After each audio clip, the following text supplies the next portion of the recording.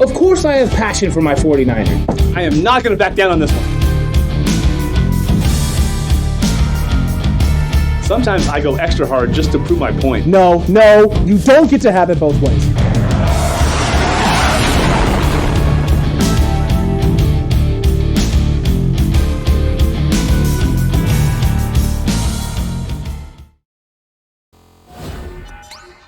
It's head-to-head. It's mono-e-mono. It's 49ers face-off.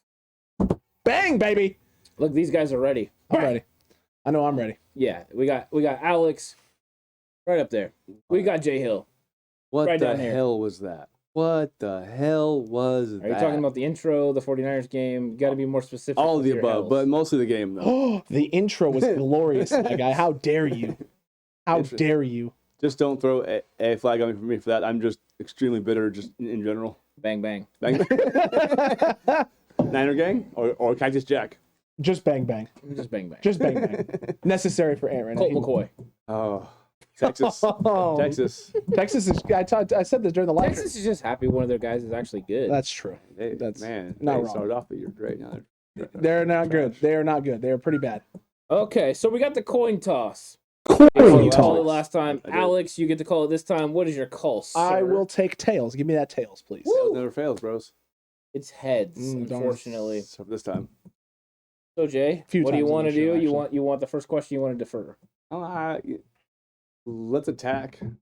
Oh, you're going on the attack. You're Okay. going first. On the Okay. attack, yeah. So the very first topic today is we're gonna go. It's midseason, so it's midseason grades, Got to. position grades. So JHill, run us through your midseason position grades. All right, so let's start on offense first.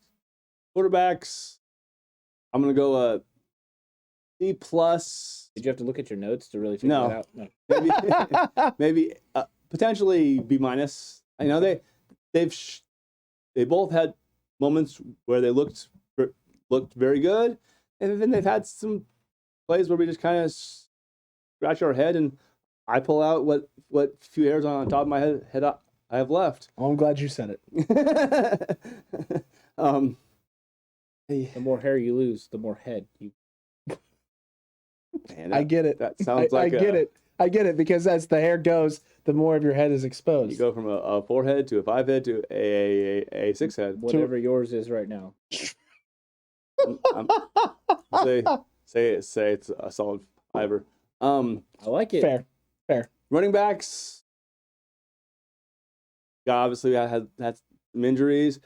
I love Elijah Mitchell, and I think that he raises the grade for the rest of them almost unfairly because he's been so much better than the entire stable. So I'm going to give them a B because he looks like a top 10, 12 back already in the entire league.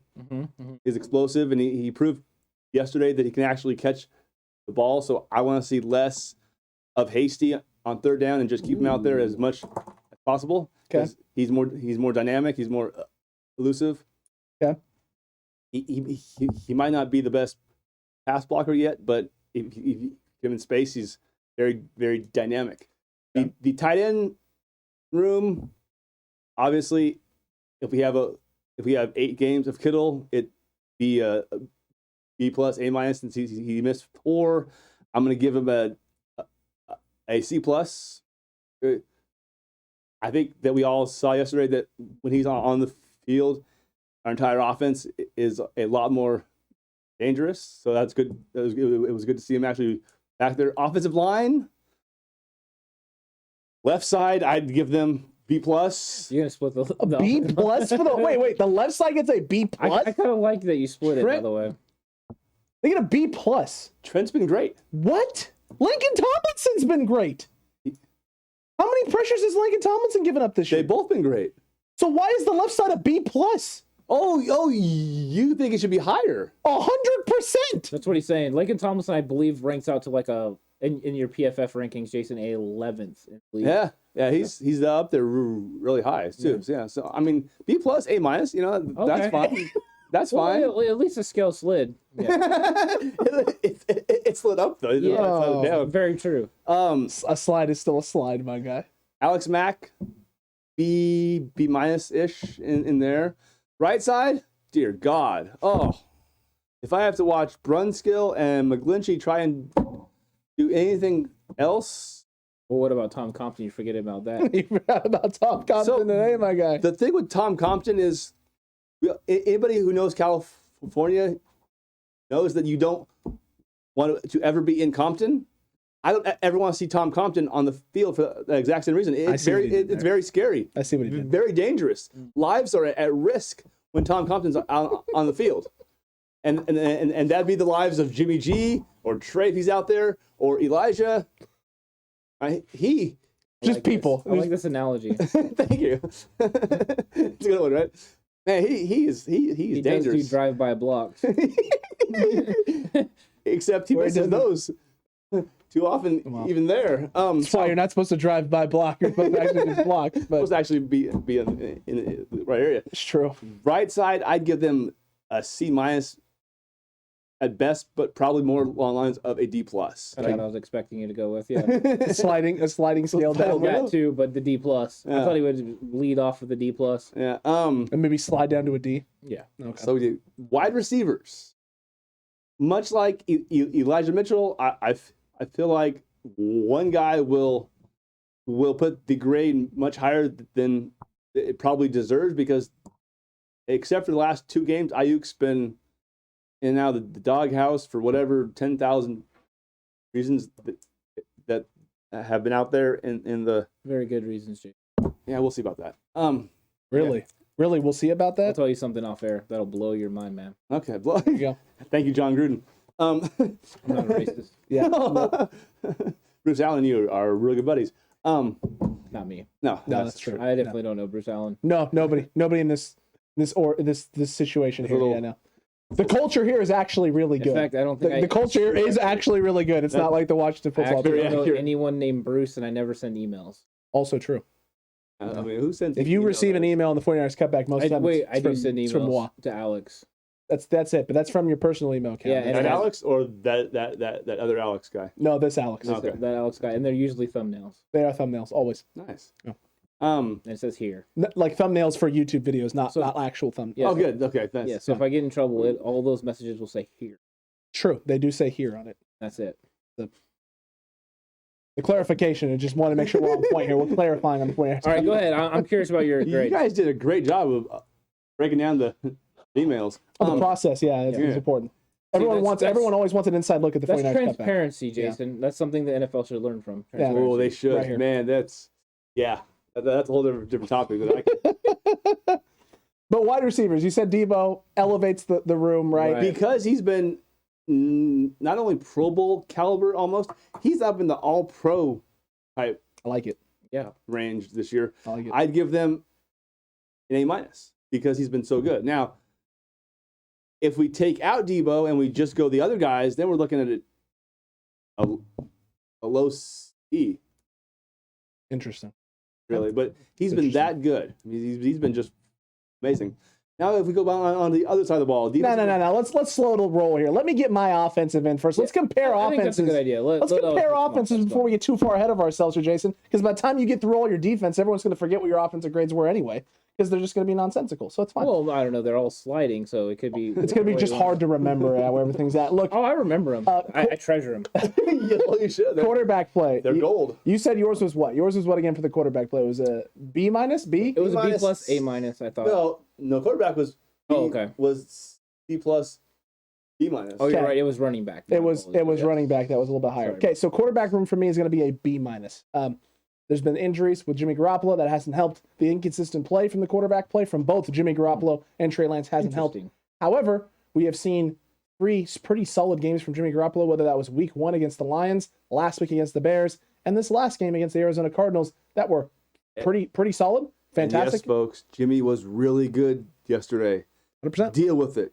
100%. Look at the actual facts. Watch the film too. I mean, it was fantastic. The ball placement was great. He threw outside the numbers. He threw escaped in the pocket. Showed actual agility and showed some little ability. Showed some creativity on the touchdown to Kittle. Yep. Like, whoa. The trusting of Brandon Ayuk and his touchdown pass as well. I mean, look, Jimmy Garoppolo the last few games has been playing great.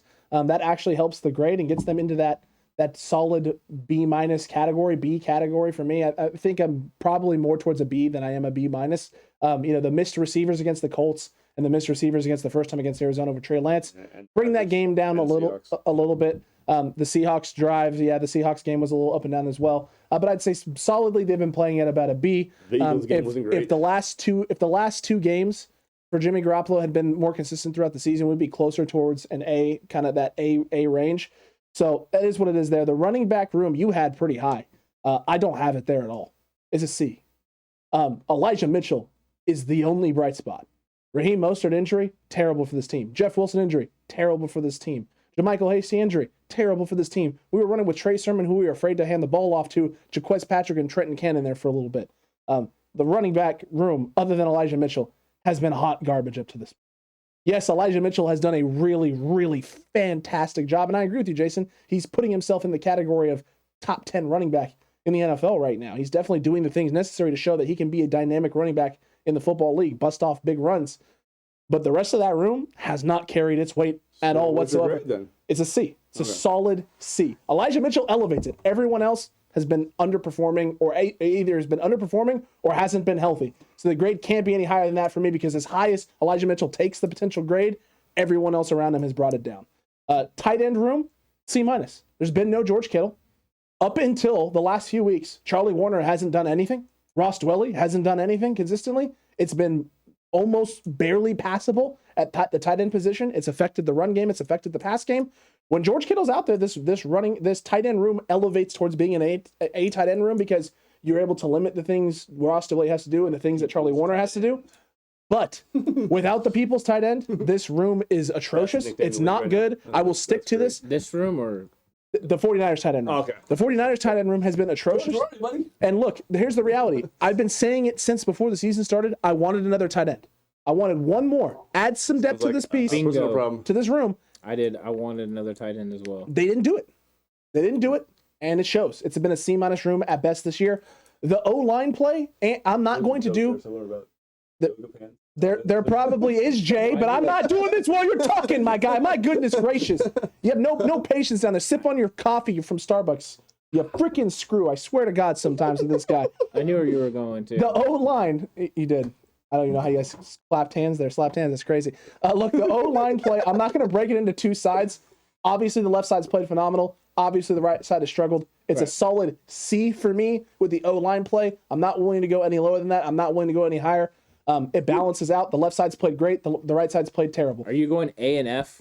I was gonna say, how'd you get to a C? Yeah, essentially, it's more like more like A, D, and then right in the middle with him C. But then you also have to grade out everyone else behind, right? Okay. On the left side of the line, we have Jalen Moore, you have Trent Williams, and you have Langston Tomlinson. I probably going to be, but those three guys have been playing near that A-B category. Okay. And then everyone else on that right side of the line has been playing in the C, D, F category.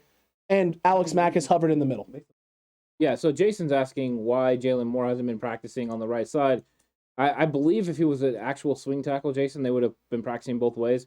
But it seems that their development is for him to practice one particular side, probably believing that with Trent Williams having the injury history, that where he was going to be the most needed. So they went that route. It also could be that eventually he's going to translate to left guard. Possible. So keeping him on the left side, learning the left skill, the techniques, the left foot back, all that stuff could be that way. He's a young guy. He's got to develop. So flipping him back and forth would have probably hurt his curve a little bit.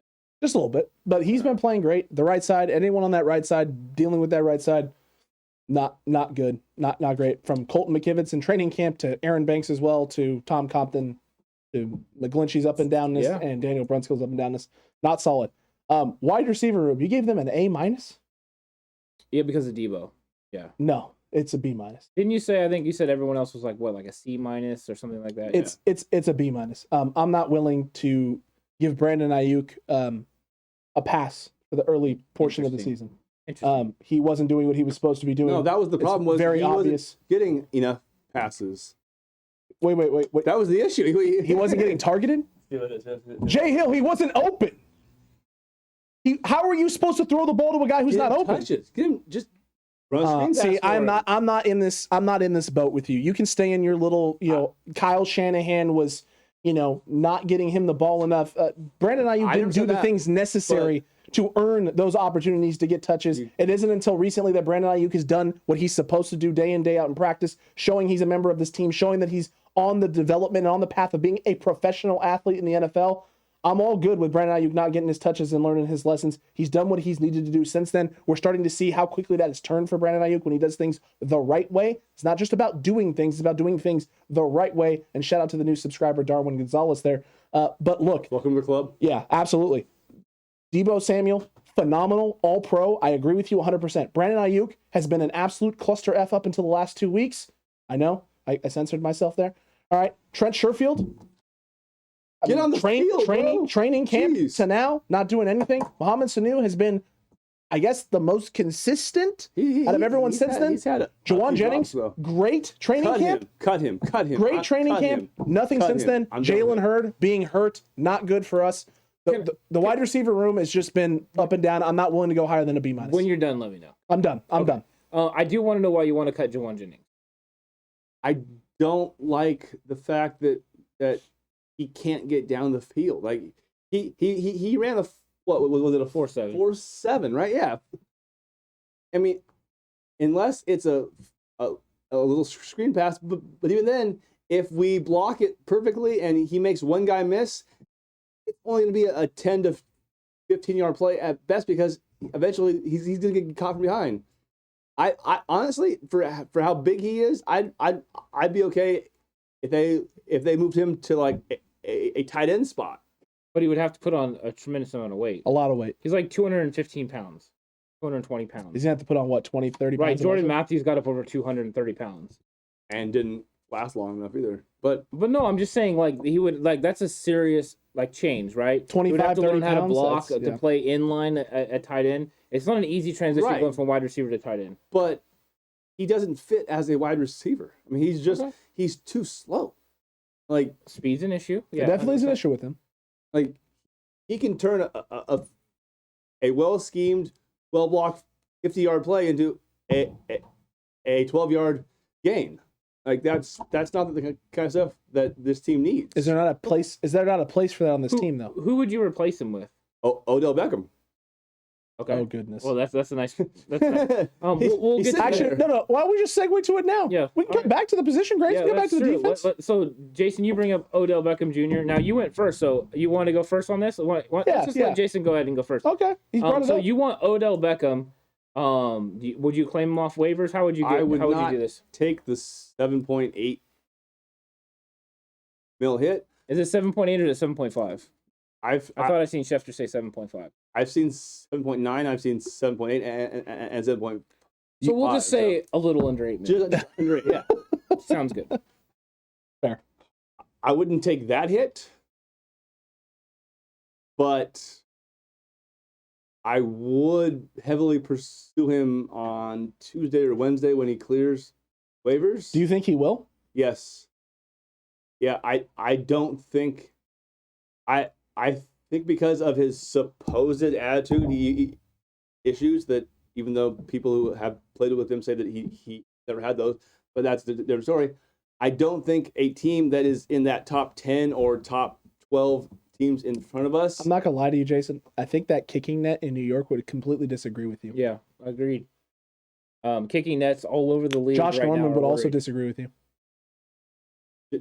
I don't want to hear a word from Josh Fair. after what he did yesterday. Fair. I don't want to hear a darn thing about him. I don't want to hear his name right now. I'm Okay, about fair. to get all red in the face again now. Too late. No, kind of I blend in the background there. Just a little bit. I've come to the conclusion that I don't think our defense is going to be that elite where we're holding teams to under 20 most days. Okay. So at that point, what's the best option for us is to try and improve our improve our offense so we can score more to potentially make up for the lack of corners and the lack of consistently good linebacker play that we've been stuck with for the first 7-8 weeks of the year. So easy fix is pursue Odell. Odell has a history. He likes Kyle. Kyle has a thing for him. A couple years ago, San Francisco they were in the mix to trade for him. So he's now sitting there, and he signs a contract for the rest of the year for $1 million with incentives to get up to $2 million, and he helps us eke that 6 or 7 seed because it looks like nobody in the NFC outside of like the top 4 teams really wants to actually win games consistently. So, not wrong. No, you're not wrong. Not wrong. So if we can just get to the dance, we have the ability, because we do have a lot of good players, to make life hard on somebody. And I think if you line up Kittle with Ayuk and Debo and Beckham, that is a lethal combination. Is this still the same Odell Beckham that we saw in New York or early on with the Cleveland Browns? I tend to think it is. Why?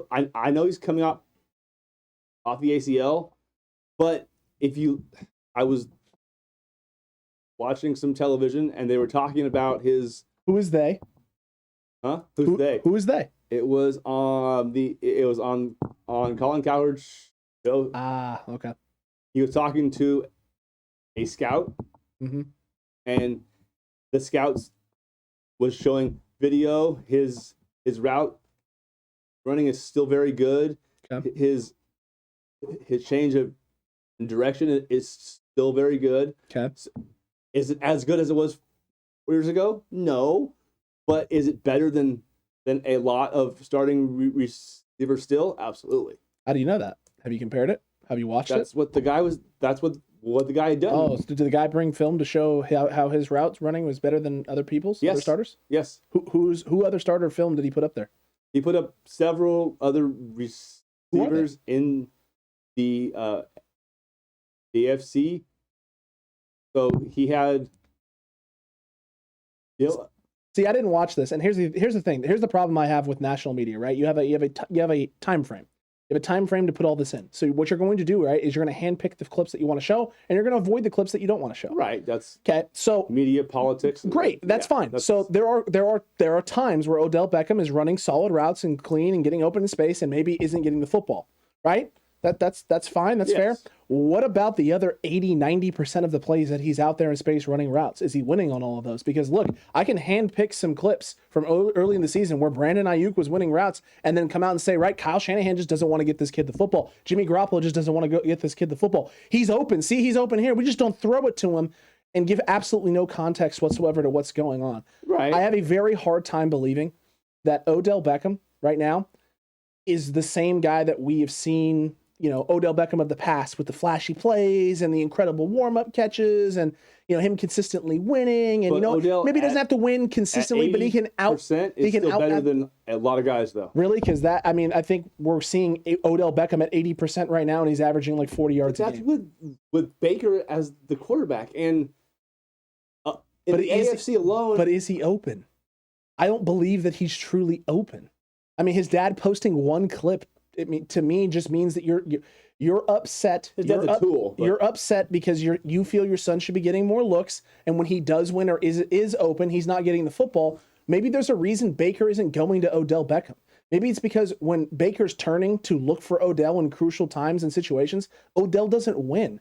So the only time Odell's winning is when teams feel like he's not a primary, he's not a guy who's going to be getting options or opportunities.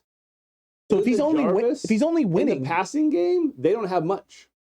I don't disagree with you. Whereas we have Debo, Kittle, and Ayuk. So maybe he's going to see less double teams, less safety over the top, because if you put two guys, even if he's a decoy, he's going to still open up stuff because he's a threat. Let me ask this, because we're talking about Odell, and you talked about 2 years ago, right? And him almost getting traded to the 49ers. Since that happened, though, they drafted Brandon Ayuk. Do you think that there is still a role for OBJ? And if so, what position would he play? Would Kyle Shanahan run predominantly more 3 wide receiver sets, which he hasn't shown that he's ready to do? Would he put those guys out there together? I would hope, but I mean, if you're talking about Debo, Ayuk, and Bex versus Debo, Ayuk, and Sanu, that's a big difference. It's different. It's definitely a different. Like, I don't know how big of a difference it is, though, because I've seen Sanu win this year. I've also seen him drop a lot of passes. Yeah, too. yeah. I've seen OBJ not catch footballs. Well, are they different roles, though? Would OBJ still play the same role that Mohamed Sanu plays? Probably not. Okay. It differs. It differs.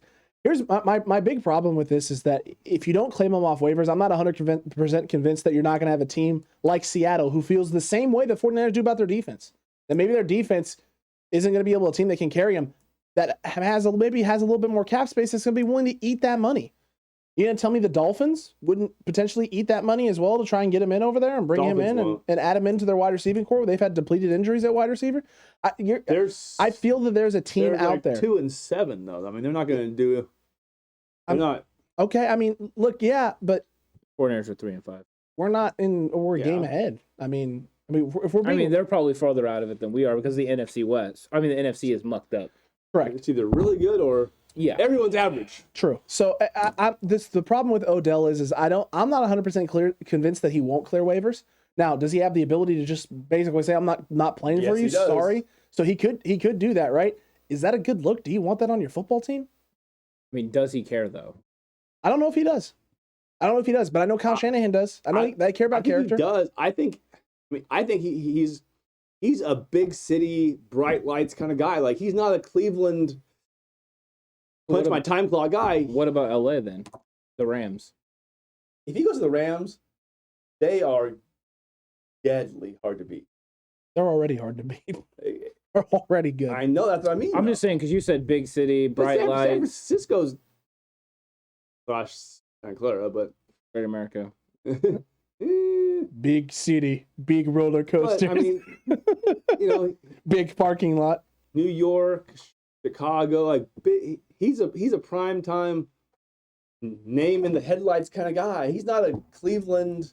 He's on a boat with jean shorts and boots. Gonna put my steel toe boots on and got my lunch pail. I'm going to work. That's not him. Go listen to Jay-Z Big Pimpin'.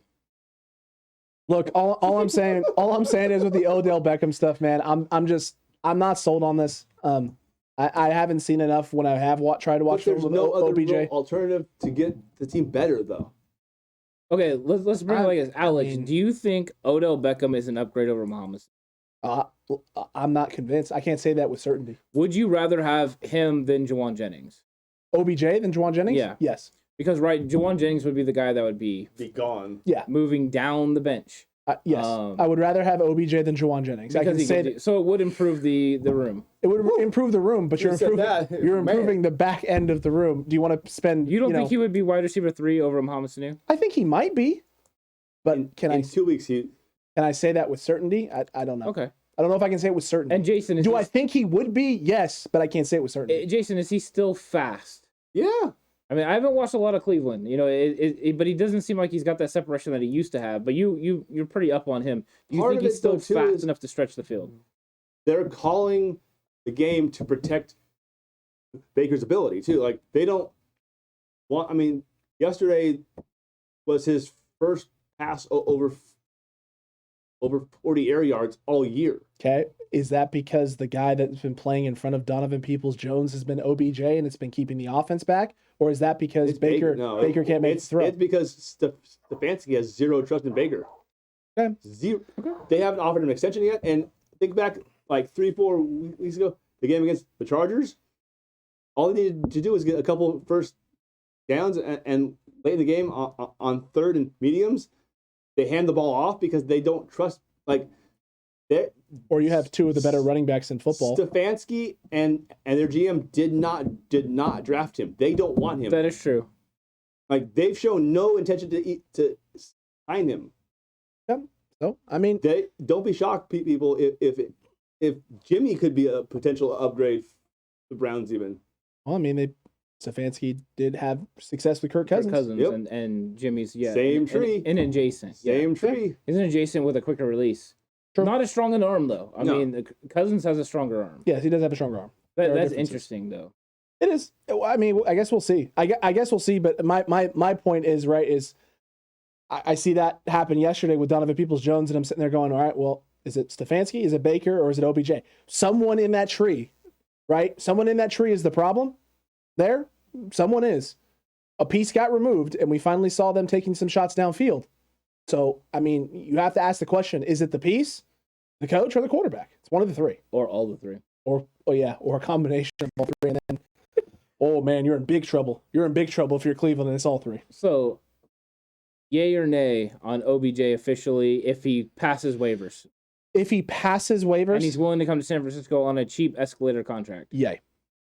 Jason? Absolutely. So the rumor that came out about an hour after the game yesterday, actually, while you guys were doing post game, The reaction. was that the three teams that he wants to go to are Seattle, makes sense.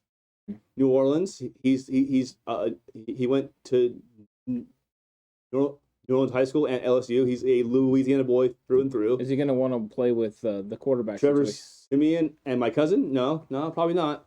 And then us. Those are the three teams that he wants to go to. So we're definitely in the mix. Taysom. So it's Seattle or San Francisco? Well, the apple fell very far from the tree then. Hey, I got cousin Taysom and I got cousin Tyreek too. So And cousin Kylan Hill, apparently also from the Green Bay Packers, is out for the rest of the year with a knee injury. But it's terrible. That's it's terrible. Sad. Yeah, but no, I'm a yay. I'm a yay if he clears waivers and you have, like you said, that contract. I'll take that. But let's get back to position grades. I think, defense wins champ. Oh, never mind. well, I mean, it's supposed to win Yeah, championships. so It's- Jason, give us your grades. Offense. I mean, chips now. Well, okay. Agree to defense- disagree. After Tampa Bay. Agree to disagree. scored But like- okay, like 38 that game. because they forced a lot of turnovers. But hey, go ahead. And a lot of sacks. Go ahead. The year before that, we had a much better defense than the Chiefs. And Hey, go ahead, guy. year before that too. Oh my lord. Anyway, Are you gonna? Are you ever gonna get your defensive grades? Or you just stalling? What are you doing? Defensive line. Probably, all things considered, are you potentially very likely the best unit that we've had so far on defense. Even without the mountain of a man, Javon Kinlaw. True. Nick Bosa's playing at an all-pro level, dominant, and I just wish he would have been able to grab Colts places late in the game that might have potentially changed things a little bit. You never know. Just missed him, but other than that, he's been a just dominant pass rush, averaging just under a sack a game, and he's done a good job of stuffing run too. Okay. This is where I have to humble myself now in doing this, but Hello, arms. yep. For those of you that are new to the show, pre-season, one of the guys I hammered on because of his cap hit was Eric Armstead. Prematurely, I may add. No, it's prematurely. I wouldn't go that far. No, yeah, you didn't look at the whole context, but hey, it's fine. That's what you do. You overreact to things. That's fine. Overreact to things, please. Mhm. I analyze and I call it like I Oh, see so it. you analyze incorrectly. Got it. So you're just all right. You're just gonna admit that I on the show. I Okay. analyzed a guy who plays really well and he's got good players around him, and then the 1 year when he didn't have good players around him, he And played out of position for the whole and season. This year, Interesting. this year he's back to having Played guys out around of him, position. and he's been really good. Like Man. he's playing at a Pro Bowl level. Like I'm shocked. I still I'm not. think he gets a little too much money, but he's been really, really good. So I must eat crow on that. So because of those factors, Lots of aha. that was a darn good. It really was. That really wow. That It's almost like we used to do that when we were coaches for Maybe. reasons.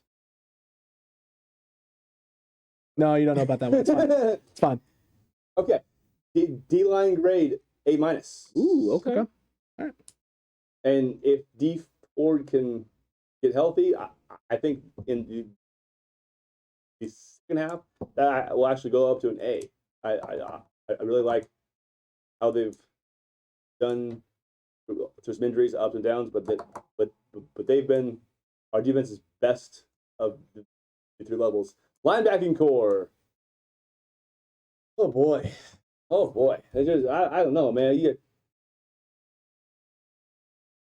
My guy Fred Warner, who we all talk about as the best middle backer in the sport, has had to be out of position. He's had to do things that we didn't want to see him do.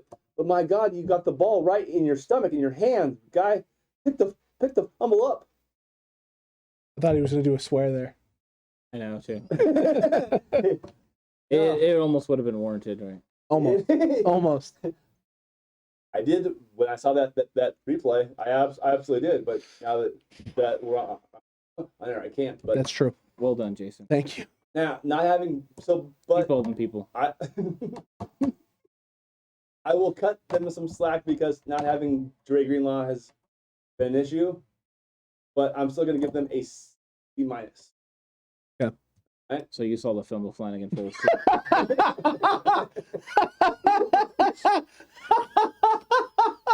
Oh, Demetrius Flanagan Foles is not going to be on the 49ers roster.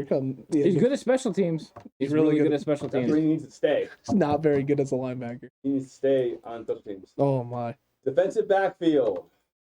Are you encompassing corners and safeties all Yes, together? this is all the Thank you. I have them separated, but it's fine. I mean, if you want to do that, that's fine. But if we're going to go with just corners, we're going a solid D Interesting. for devastatingly, Interesting. destructively disgusting.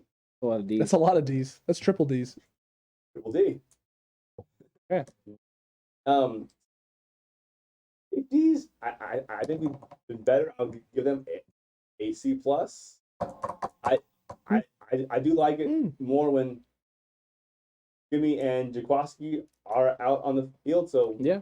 we have them healthy, but they do a pretty good job of at least trying to minimize all the mistakes in coverage and missed tackles from Josh Norman, Tycho, and Emmanuel Mosley.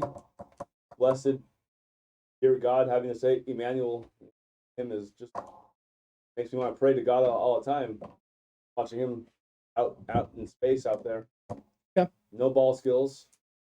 Balls hit him in the face mask, and he can't make the pick.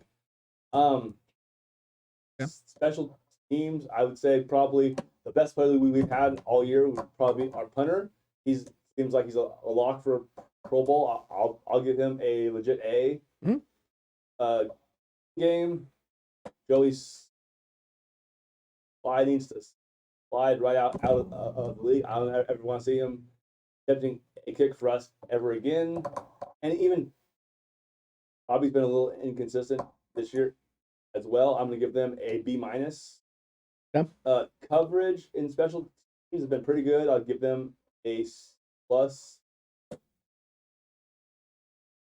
Yeah. Well, I didn't go as deep with the coverage stuff. Yeah, so. I'm glad he went there, but I didn't expect it. Yeah, I wasn't expecting it either. Look, defensive line, pre-Bears All-22 film, Ant. If we were doing this, right, face-off, before the Bears All-22 film, where I felt the D-line had done a terrible job that game, I would have probably gone with like a B-, maybe even a C+. After that Bears All-22 film game and watching what they did with Kevin Givens, with Katavius Street, the move with Armstead on the interior, what Ebukam has slowly developed into, top to bottom for the season, it's a B+. It's been phenomenal. It's been fantastic. When D Ford was healthy, he was playing great. Samson Ebukam has been a nice rotational piece. Once we got, it was really terrible. It was oh my really God, how'd that get missed? I tweeted that out too. I tweeted he got a nice bear hug. He said something really sweet to 74 and he just wrapped them That up. was It was hilarious. like, sweetie, don't you go nowhere. I Brothers love don't you. shake hands. Brothers got Brothers hug. hug. They got a hug. So look, B plus. They've been top to bottom fantastic. Armstead is having an incredible season. A season I believed I knew that he could have if you're able to put him in the right spots to be successful, and he doesn't have to play out of position. And now he's thriving. Nick Bosa is continuing to thrive. He's continuing to build off of his wonderful 2019 rookie campaign. Just solid, and just from all of them. Linebacking core. Very friendly. The linebacking core.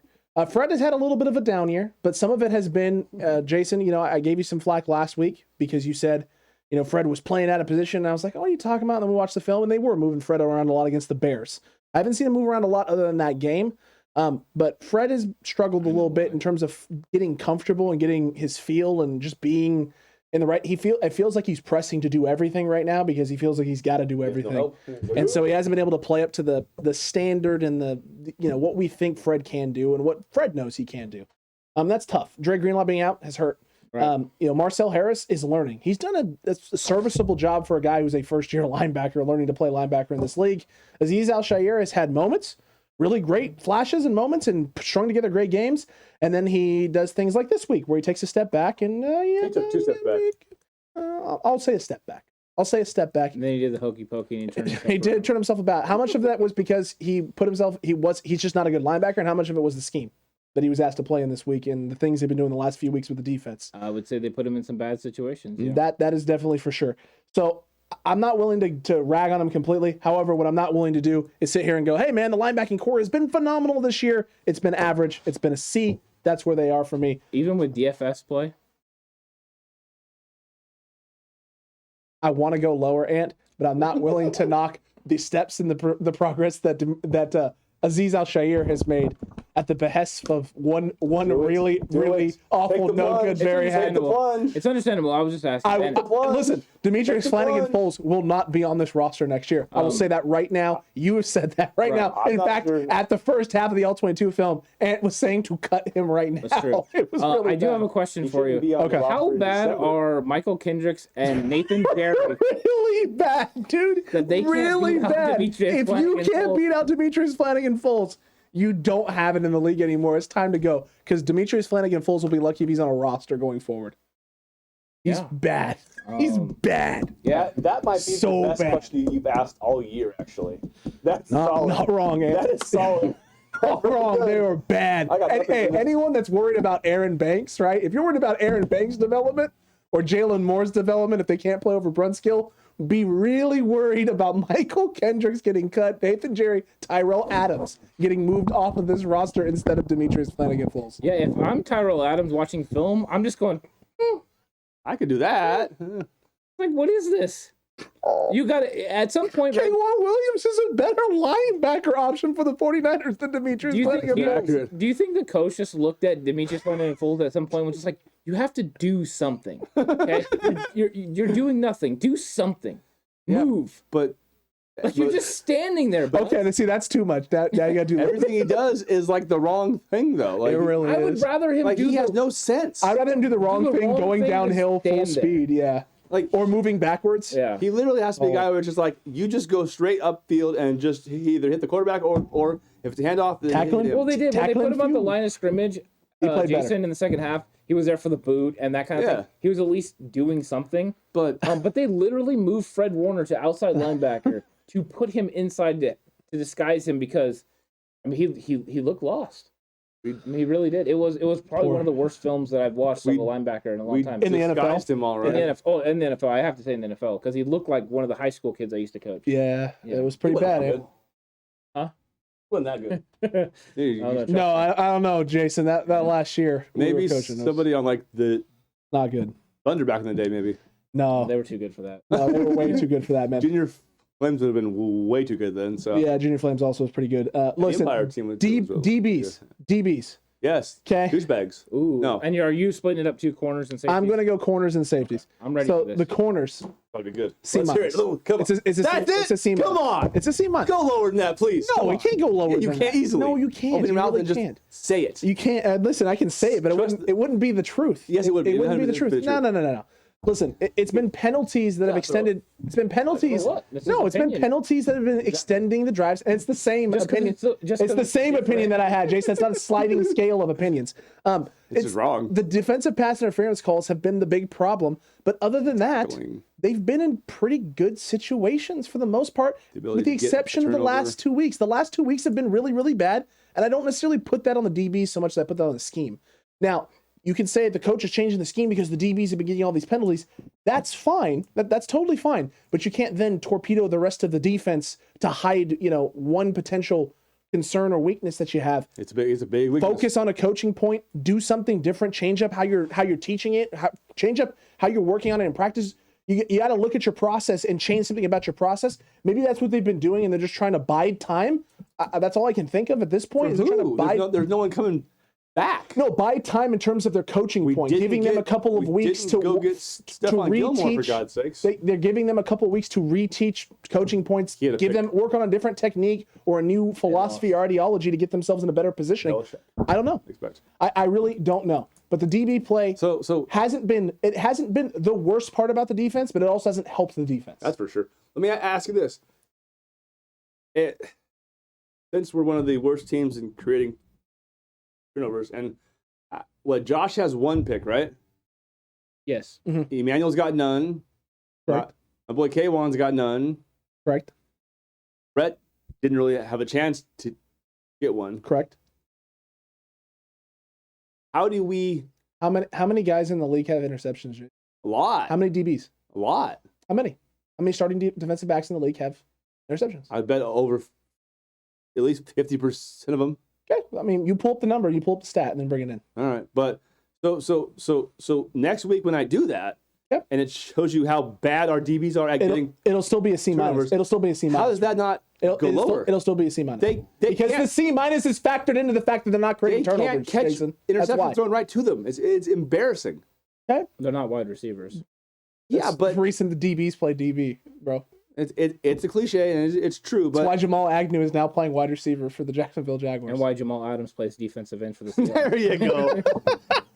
And the alley-oop and the dunk. That's true. Look, so my thing is right. The C minus is built into the fact that they haven't been creating turnovers. But here's the thing: the reason why I can't go lower than a D is that Josh Norman has punched out a bunch of footballs. DJ has had a strip. They have found ways to create some turnovers, and sometimes they've capitalized off of it, and sometimes they have not. It's a thing right now where just things haven't bounced their way. When they've had opportunities to pick the ball off, they haven't. But their opportunities to still create the turnovers exist, right? They're still getting their hands on the football. They're still bringing the football out. They're not getting them, though. It doesn't matter. But they're still causing them. The opportunity for the turnover still exists, Jason. They're just not capitalizing off it. That's some snowflakey stuff there, bro. Snowflakey stuff? What are you talking about? The snowflakey stuff would be seen. Well, they tried. They did their very best. They tried. They tried, but they didn't. They tried. They're not even in the right position. No. See, they're not trying, Jason. The results are. No. They're not trying. They are doing. They're getting their hands on the ball. The ball is getting loose. They're not finishing the play with the football. They're not finishing with the football. But the opportunity for the turnover still exists. They're still getting to the point where they're almost having a turnover. Almost having a turnover. That's different than no turnover or no chances to create turnovers, or not even getting their hands on the football. Did you tell your basketball teams that they played great defense? Jason, if we pressed and got a bunch of deflections that didn't result in turnovers or steals, No. Because the deflection out of bounds, you almost got a steal, right? You almost created a turnover. Right. You didn't. This ball still goes back to the other team, and they still have possession of the football. Stop. Because this is the point that I'm trying to make, right? Rebounds in basketball, rebounds mean the shot, the opportunity, the attempt from their team to score points missed. A deflection off of a steal is a forced turnover, Jason. A rebound isn't a turnover. It's capitalizing on another team's mistake off of a missed opportunity to score. They had the chance to put the ball in the basket. Keep your mouth shut while I'm talking. Keep your mouth shut while I'm talking. Tough guy here. Because the reality of the situation is a deflection, Jason, is the same as an almost turnover. All right. It's the same as an almost turnover. A deflection, getting your hands on the ball, is the opportunity to create the turnover. And that's what I want. Is capitalizing on that. No. Are we talking about basketball? What in the world are you talking about? Because holy cow! Why are we talking Don't about ever coach. basketball? Don't coach again. Don't coach no more. I'm doing pretty well. Don't coach no more. Just don't coach. Why are cow. we talking about basketball? I have no idea. Because it was a point, and It doesn't prove a point. You actually just you humiliated yourself. A rebound is not a turnover, guy. it ends the possession. A rebound is not a turnover, guy. I didn't say it was A rebound is not a turnover, guy. Couldn't you say the bad shot actually in the possession? Oof. Okay. Anyways, back to football. Please. I still want to hear what Alex has to say about his safeties, Jason. Safeties are a B+. A B+. Okay. They're absolutely fantastic. They do great against coming up and stopping against the And run. you're talking mainly Tart and Ward. Tart and Ward have been a B+. Hufanga has had moments and flashes. And Tavon Wilson has stepped on the field and done serviceable. Wasn't great, but it wasn't the worst thing we've ever seen. Definitely wasn't Brian Allen levels of bad like we saw last year. That's true. 100%. That's kind of also where my basis goes, Jason, for measuring the DBs. That was last year. They're not Brian Allen bad, so how can they be a D or an F? So I think we've exhausted the grades. That was last year. I'm ready to move on to the drive. I think everybody's Time ready to move for on the to drive. Pretty sure. Secure the ball, then you can score. So for the drive, Jason, you won the toss, so you get to decide who goes first. Go ahead. I'd love to hear Mr. They're going to go 3-0 the next 3 games. Tell everyone how they're going to beat the Rams next week. Go ahead. So Jason buried the lead because the question is, do the 49ers have any chance of beating the Rams this week? Yes, but it's a big if and a really tough task. It really comes down to the status of Mike McGlinchey. If Mike McGlinchey is healthy, then the chances for the 49ers to beat the Rams exist. They're better. It's, closer to 50%. If there is no Mike McGlinchey, then there is almost no hope in my mind for this to happen because you have Von Miller out there in space with Aaron Donald. Daniel Brunskill has played like absolute hot garbage the last few weeks. It's not good for the 49ers. Things are not trending or looking up their way. Not good odds, not good options. However, if Mike McGlinchey is able to go, then at least I have some confidence that you're going to be able to, in some way, shape, or form, find a way to establish the run game, be able to push the ball downfield and create some time for Jimmy G to throw and attack the secondary, which does have questions outside of Jalen Ramsey, and be able to take advantage of this linebacking core. But things don't look great for San Francisco right now, and I'm not willing to go out there and say with 100% certainty it's going to happen. I think God agreed with at least one of those points. Something happened. That was all right, Jason. Your time is going. So it is.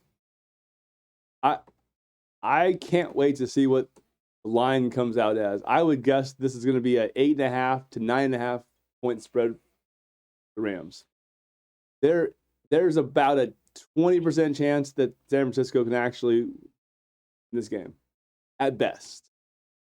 And I'm not sure if having McGlinchey play will help us or hurt us because he's not exactly the best pass blocker of all time. So you value Compton over him? No, I made my view of Compton very clear. I know, but you said it wouldn't improve with McGlinchey. I'm sorry, I'm taking your time on that drive, but that just that's true. So push pause real quick. We'll pause this. We'll give you some extra time, Jason. But you just said it wouldn't improve, but he's a starter and he's better than Tom Compton. But against Von Miller, he's gonna get eaten alive though because he's not quick laterally. But he's not better than Tom Compton. No, he's better than Compton. Then it improves your chances. But I mean, it has to, right? At least 1%. I'm still. If he's a better option than Tom Compton, it's at least 1% better. I'm still holding out hope that they put Jalen Moore at right tackle next week. Will that improve the chances then? Yes. Okay, so it is a better percentage without Tom Compton. I think at this point he'd do a better job than McGlinchey would. Are you sure you don't work for the state government? Percentages. Because all right, go ahead and we'll work with an untimed clock for a little bit, and then I'll signal Alex when it's time. He's more athletic, so I like him out in space more than I like McGlinchey. Now, okay. The Rams' passing attack versus RDBs. That would be scary because no one's been able to stop Cooper Kupp all year, and then when teams try and double him, they go to Robert Woods, and he has the game too. And then Van Jefferson can run deep on anybody, which is why they ended up cutting Deshaun Jackson too. I just don't see a rational way to justify San Francisco having much of a chance.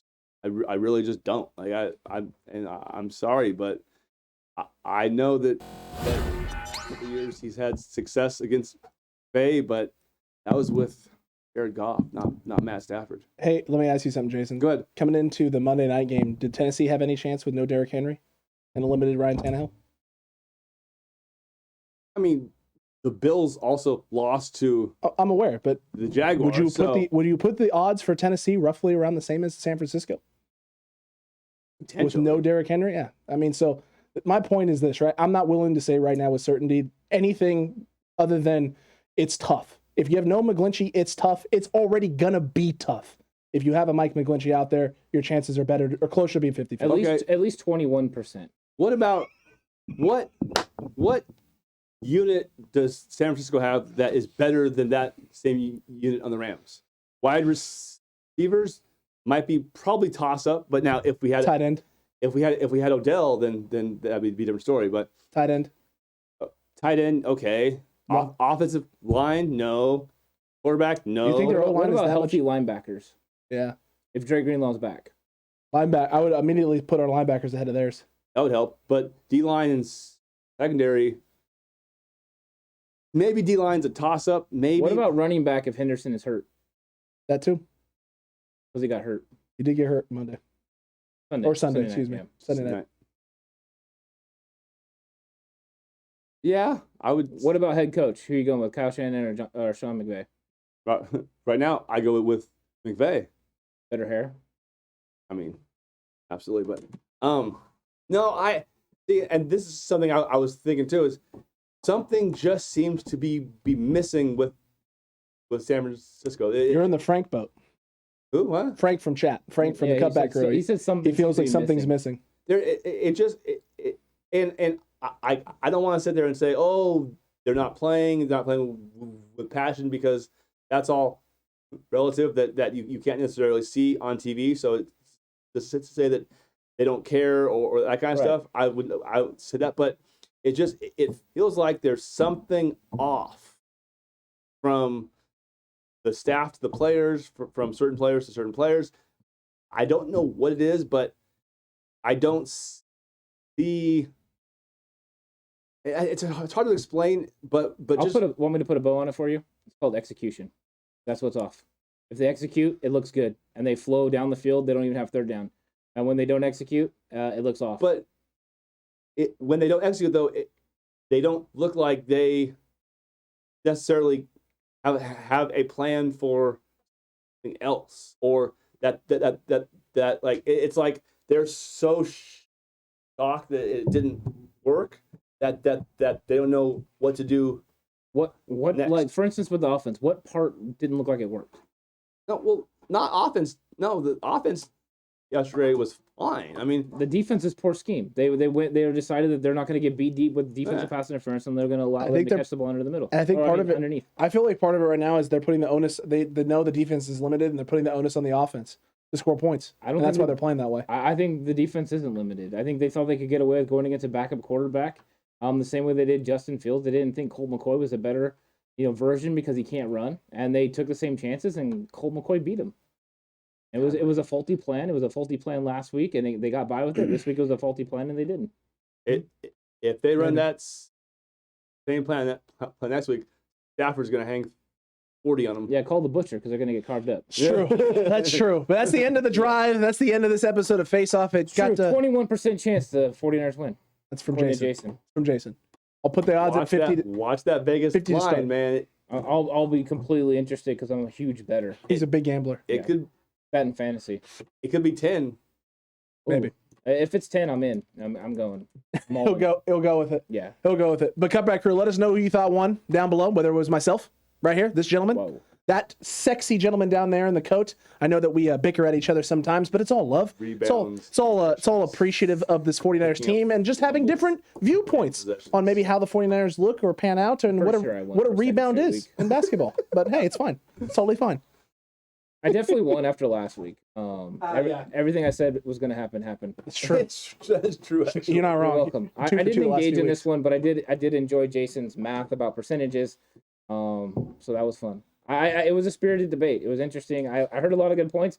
Jason, I agree with a lot of your points. Alex, I agree with a lot of your points. I thought it was a interesting conversation today, so I really did enjoy it. He did. I'll probably listen to this one back, actually. It's a good chance. Yeah. There's definitely a good chance. But Cutback Crew, let us know what you thought about all of it down below. We'll see you for the daily episode in just a few hours after this. And until then, stay safe. Remember, the right way Is always the 49ers way.